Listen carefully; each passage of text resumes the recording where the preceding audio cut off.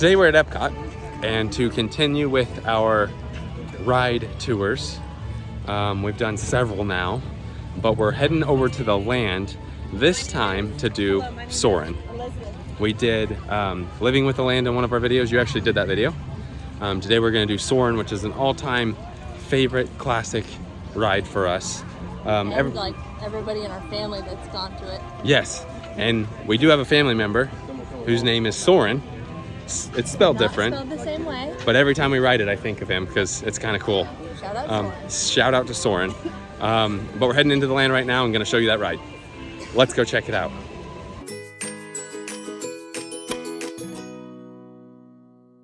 And as we enter the land, you can see featuring Soarin'. And as we walk in, we've already kind of shown you what the land looks like. So we're gonna head right on down to the ride. It says it's only a 30 to 35 minute wait, so not bad at all. And on a hot day like today, it's nice to be inside in the AC. Love the tile work here. That would take some time for sure. As you enter, the first part of this sign right here in the land is Soarin', and you have Living with the Land. We've done both of those. You can either go left or right. We always go right because that's how you can closer to the escalators that lead you downstairs. Of course, like we said, we've done Living with the Land. We've also done the Garden Grill, which is a great place to eat at. But we're gonna head down these, and then Soarin's gonna be right over there. And we're heading over this way. You can opt for the stairs or for the escalator. We're gonna do the escalator. And you have a place you can eat. We've actually taken naps over here before, but Soarin's right there. Soarin' Around the World. Eat at the Sunshine Seasons if you want. Look how the ceiling looks in here. Soarin' Around the World. Classic ride. 35-minute wait is what it says. There are some restrooms over to the left. I do love their theming in here too because it does look like you're like at an airport. Lightning lane over to the left and standby entrance right here at a 35-minute wait. Also, caution warning here. And now you do have to be at least 40 inches to ride the ride. All right. They do have a fun trivia game you can do. Go to soarinchallenge.com to play. So if you're standing in line for a long time, you can actually play the little trivia game. But 30 to 35 really isn't bad for this ride. Sometimes you can get it for 20, and then sometimes you can get it for over 60.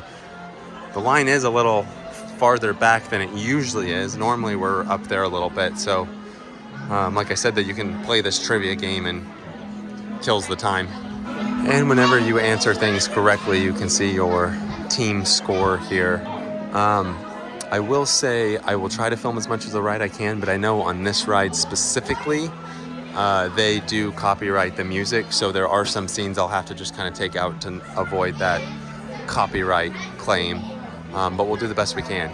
This TV's pretty messed up here, but you can at least see what some of the questions look like.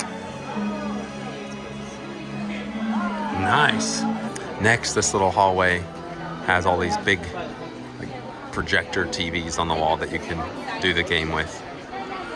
And then you go up there, you have to turn the corner, you wait a little bit, then you go into your own little I guess they do it kind of like a terminal, like there's A, B, and C, and then you wait in that line and then you board.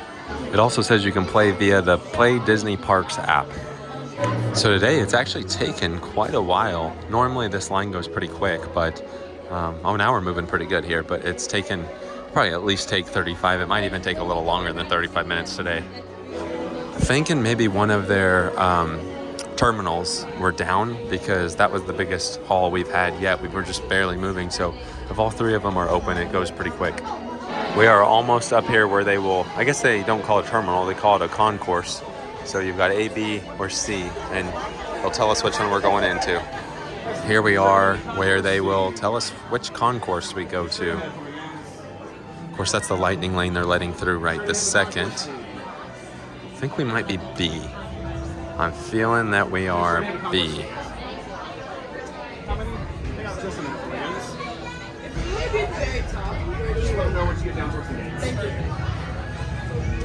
All right, let's see.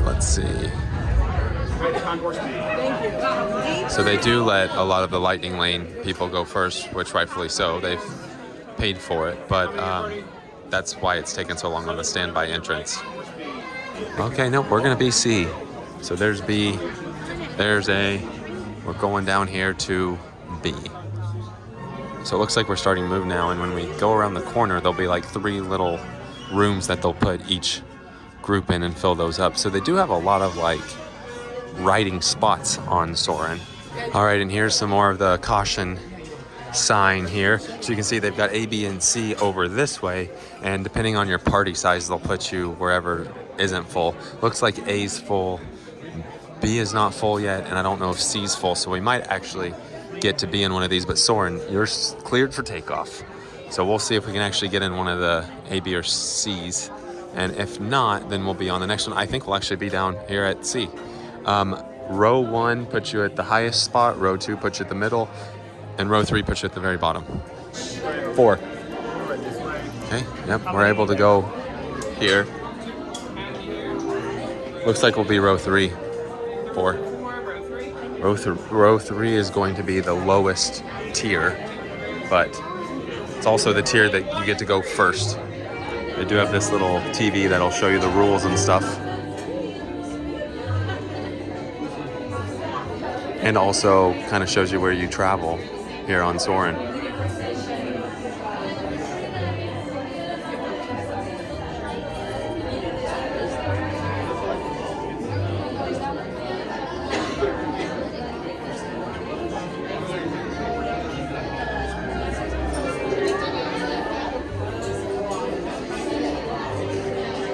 So basically it just does this all the way through. I'm not gonna keep it going here. I'm gonna pause it until they do their actual instruction part.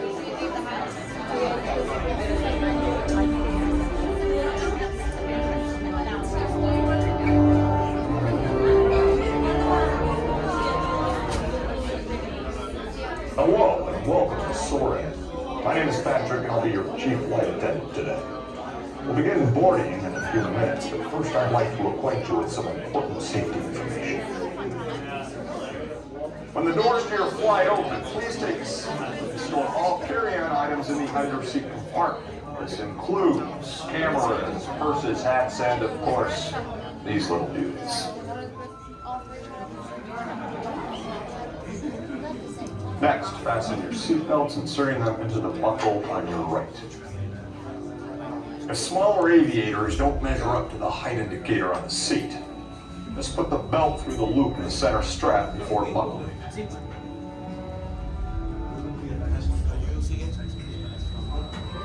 That's worth, pal. Soon you will be airborne. So if you or your little aviators have a fear of flying or of heights, you might want to wait for your party at the arrival gate. Okay, let's review. That is seatbelt, carry-on item, safety strap, fear of heights, keep your hands and arms inside at all times. Anything else? Yeah. Have a nice flight. All right, so everybody's ready for 3, followed by 2, then 1. Row 3. We go this way. Again, 3 is going to be at the bottom. See by the line here. Row 3 down to the end of the row. Be down here at the end. So you fasten your seatbelt and you'll tug on this yellow thing when they come by to show that you're locked in here. And then you put your bags and stuff underneath the seat. There's a spot. And you can put your shoes underneath. I know some people have left their sandals, and some people have left their sandals on the ground. Really, if you can get on N1, and you can request to be N1, which is the tallest one, so these just go straight up, but the 1's the best and the B is the best because you're center. Here on the side, it skews some of the buildings. I'll show you what I mean in the video. You're ready for takeoff. All right, here we go.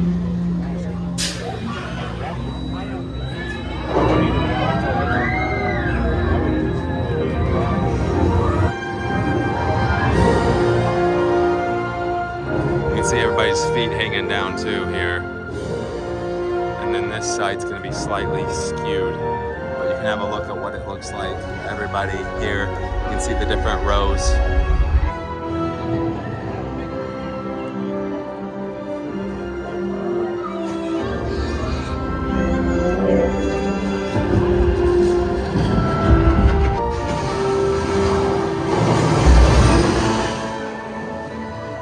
Always thought they should sling water on you when those scenes happen like that.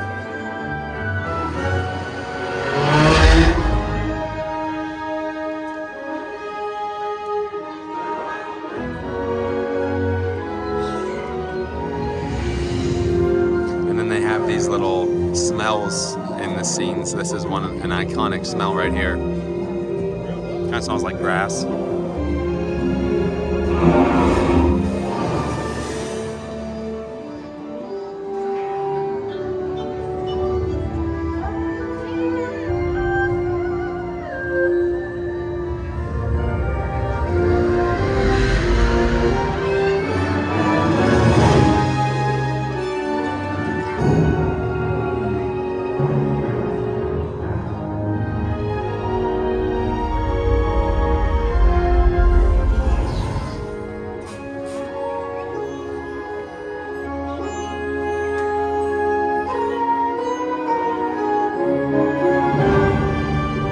Also a hidden Mickey right over here. Right there.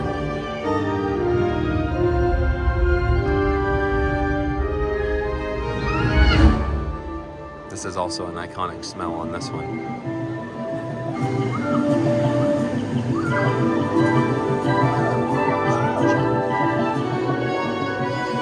And then when we went to Washington, I mentioned that the waterfall reminded me of this scene right here in Epcot.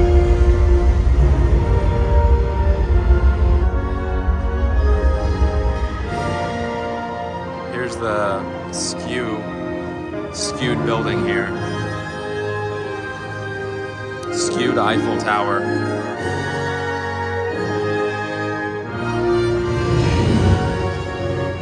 And then eventually they'll have to update the Epcot one.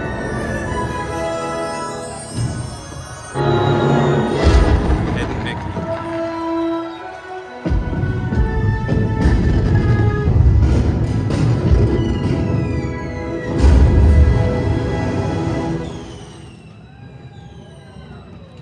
Back. On behalf of our entire flight crew, thanks for soaring with us. All right, and then we exit over here to the left. Exit here. And then this is kind of what the hallway looks like. Up here it looks like airport seating. I'll show you what I mean. It's pretty cool. Soar to new heights. So it shows all the places you visit here as you leave. We were just up here coming in, although the wait doesn't look near as long now. No, it's not near as long. Right through here, one of my favorite theming spots they've done is the little airport looking seats. Absolutely love this area. Don't ever stop and sit, but I just like looking at it. And then that takes us where we just entered, and now we'll head back upstairs and exit the land. And then you can go up the escalator or the stairs. We're gonna choose escalator. And you head right back out to the exit up here. So that was our little ride tour of Soarin'. All right, that was our tour of a classic ride. Honestly though, the seats we had were probably the worst ones they could give because you're at the bottom at the very far corner, but you can see it's really not that bad of a seat. So anywhere's good. If you can get middle, top row, that's gonna be your best option there. But we're going outside. One of our favorites, I think it is my mom's favorite overall. Definitely a classic ride. If you're scared of... My mom's favorite too. Yeah, I think you're right. One of them. If you're scared of heights, I am, but it's really not, like, you're not really focused on it, so it's really not that bad of a ride. With that being said, that does it for today. Thanks for watching.